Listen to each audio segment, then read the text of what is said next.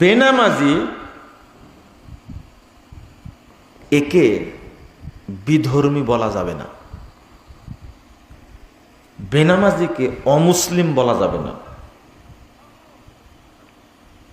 বেনামাজিকে অমুসলিমও বলা যাবে না, বেদিনও বলা যাবে না।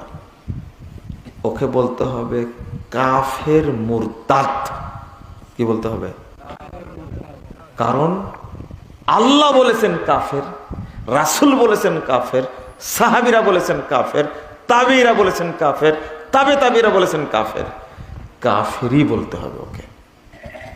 আপনি অমুসলিম বলবেন কেন? আপনি জানেন এই বেদিন, অমুসলিম, বিধর্মী বেশি খারাপ না বেনামাজি বেশি খারাপ?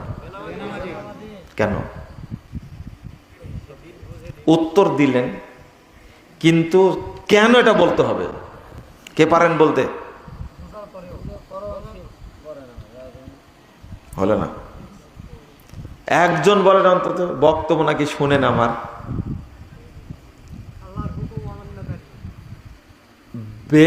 বিধর্মীর চেয়েও অমুসলিমের চেয়েও বেনামাজি বেশি খারাপ, এটা আপনি বললেন, কেন? হয়নি। এর কারণটা কি জানেন? এ হলো মুরতাদ। এ কি? মুরতাদ। সাধারণ যারা বিধর্মী এরা কি মুরতাদ?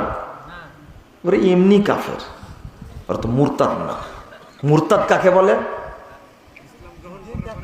হ্যাঁ, দিন ত্যাগ করেছে, ওর বেঁচে থাকা সূর্যর নাই, ওকে এখন মারতেই হবে।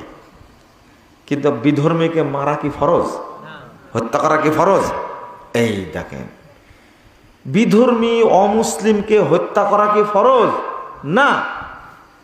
সে আমাদের দেশের জনগণ, সে তার ধর্ম পালন করে বসবাস করতে পারে, কিন্তু এই বেনামাজি কাফের ও মুরতাদ একে হত্যা করা কি ফরজ?